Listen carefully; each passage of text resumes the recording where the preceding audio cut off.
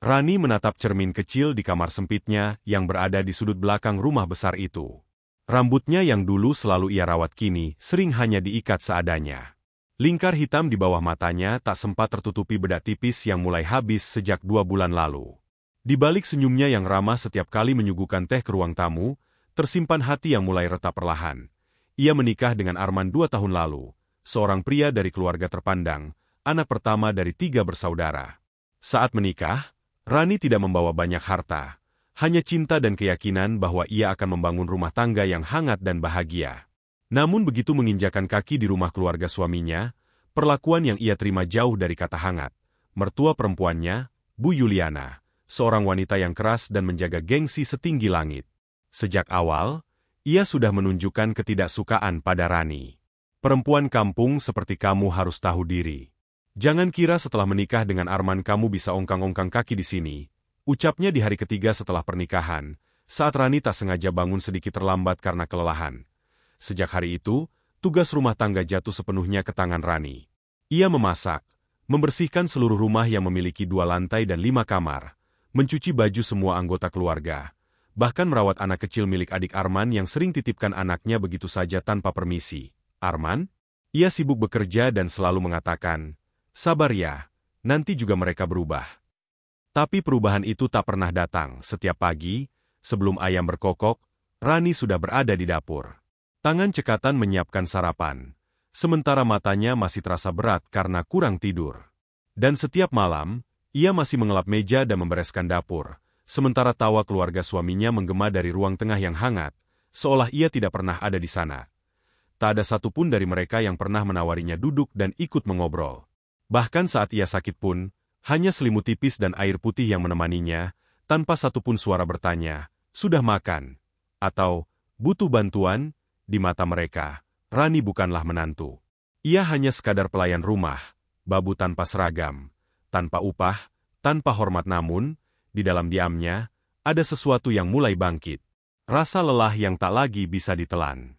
Harga diri yang mulai menolak diinjak, dan badai, cepat atau lambat, akan datang. Hari itu, hujan turun sejak pagi. Rani sedang menyapu halaman belakang yang becek dan penuh daun jatuh. Bajunya basah karena ia lupa membawa jas hujan, dan suara gemeretuk giginya terdengar samar saat angin pagi menyentuh kulitnya yang pucat. Dari balik jendela ruang tamu, iparnya, Rika, mengamati sambil tertawa kecil. "Kasihan juga ya, babu kita kehujanan.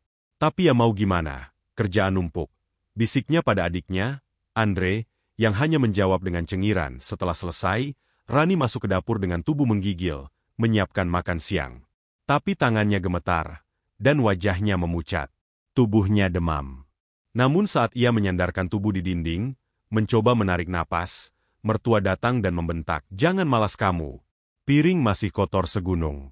Nanti Arman pulang lihat rumah berantakan. Yang malu itu aku, bukan kamu." Rani mencoba menjelaskan bahwa ia tidak enak badan. Tapi Bu Yuliana hanya mencibir, "Kalau sakit jangan di rumah orang. Pulang ke kampung sana." Arman akhirnya pulang malam itu. Rani menyambutnya dengan senyum lelah, mencoba mencari kekuatan. Tapi sebelum ia bisa berkata apapun, Bu Yuliana sudah lebih dulu mengadu.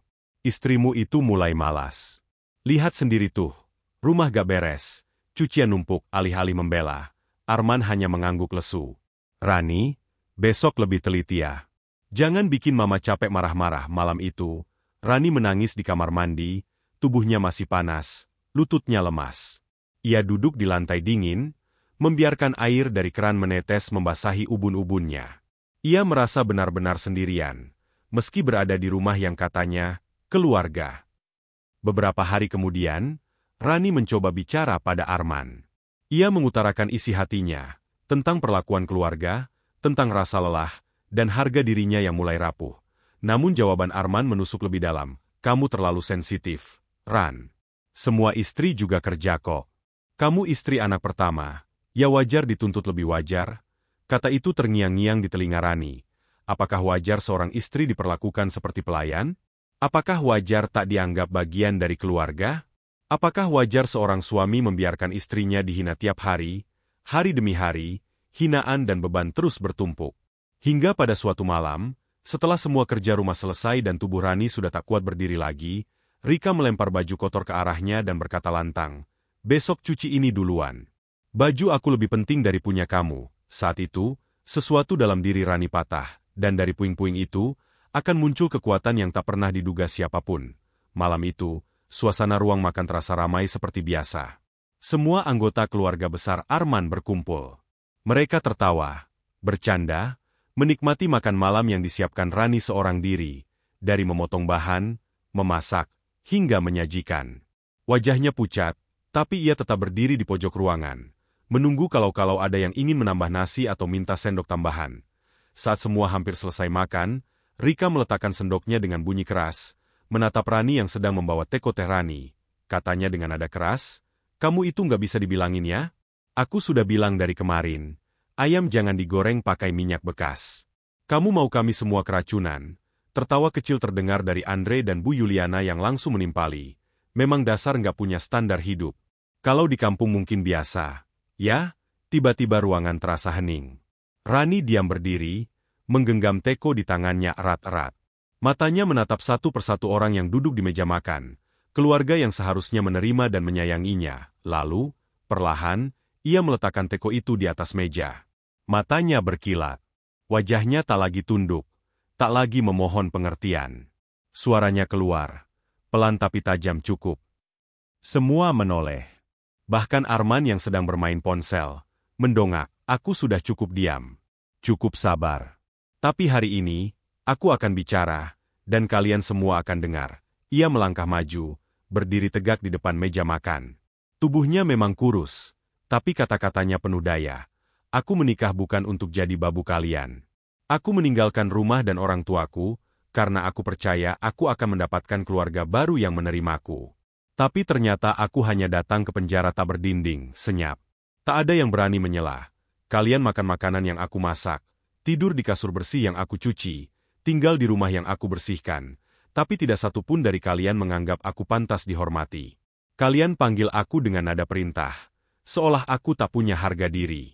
Dan kamu, Arman," matanya kini menatap suaminya dalam-dalam, "kamu adalah suami di atas kertas. Kamu lihat aku dipermalukan, dihina, diperlakukan seperti budak, dan kamu hanya diam. Apa arti menjadi suami kalau bukan untuk melindungi?" Arman membuka mulut, tapi tak satu pun kata keluar. Rani melanjutkan, suaranya kini gemetar menahan emosi, "Aku bukan perempuan bodoh. Aku hanya mencintai dengan tulus, dan karena itu aku bertahan. Tapi cinta tanpa hormat? Itu bukan rumah tangga. Itu siksaan." Ia membuka cincin kawinnya dan meletakkannya di meja makan, tepat di tengah. "Mulai malam ini, aku berhenti menjadi pelayan di rumah ini. Aku pergi, bukan karena kalah. Aku pergi karena aku ingin menang, atas diriku sendiri." Setelah Rani meletakkan cincin kawinnya di atas meja makan, tak ada satupun suara yang terdengar. Waktu seperti membeku. Suasana ruang makan yang tadi penuh tawa berubah menjadi ladang sunyi penuh tatapan kaget dan malu. Mata semua orang tertuju pada perempuan yang selama ini mereka rendahkan, yang sekarang berdiri tegak, lebih tinggi dari siapapun di ruangan itu. Bu Yuliana menatapnya dengan wajah merah padam, mulutnya terbuka, tapi tak ada kata yang keluar. Ia ingin membalas, mencaci, menegaskan kembali siapa penguasa rumah ini. Tapi untuk pertama kalinya, ia tidak punya bahan untuk merendahkan. Semua kata-kata Rani terlalu tepat, terlalu telak. Rika hanya bisa menunduk. Pipinya memerah, gengsi terlalu besar untuk meminta maaf, tapi luka di hatinya karena disinggung begitu nyata. Andre mengangkat sendoknya, tapi kemudian meletakkannya kembali, kehilangan selera makan sepenuhnya. Arman berdiri. Ia mengejar Rani ke pintu, memanggil, "Rani, tunggu," tapi Rani tidak menoleh. Ia hanya membuka pintu, membawa satu koper kecil yang sudah ia siapkan sejak seminggu sebelumnya. Sejak tubuhnya menggigil dan hati kecilnya berbisik, "Kamu nggak harus hidup seperti ini, Rani. Aku minta maaf," kata Arman, suaranya pecah, seperti baru menyadari bahwa ia tak hanya kehilangan istri, tapi juga satu-satunya cahaya hangat di rumah itu. Rani berhenti di ambang pintu. Hujan masih turun, seperti menyambut keputusannya dengan segala kebebasan. Ia menoleh sedikit, cukup untuk melihat mata Arman yang berkaca-kaca. "Aku sudah memberimu banyak waktu untuk memilih aku, atau kenyamananmu bersama mereka. Sekarang, aku memilih diriku sendiri." Kemudian, Ia melangkah pergi, langkahnya mantap, bukan langkah orang yang kabur, tapi orang yang pulang ke dirinya sendiri.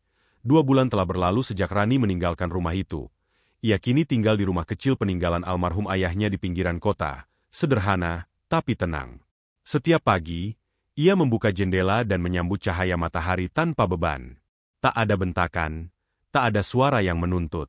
Hanya suara alam dan ketenangan batin. Rani mulai menjahit lagi.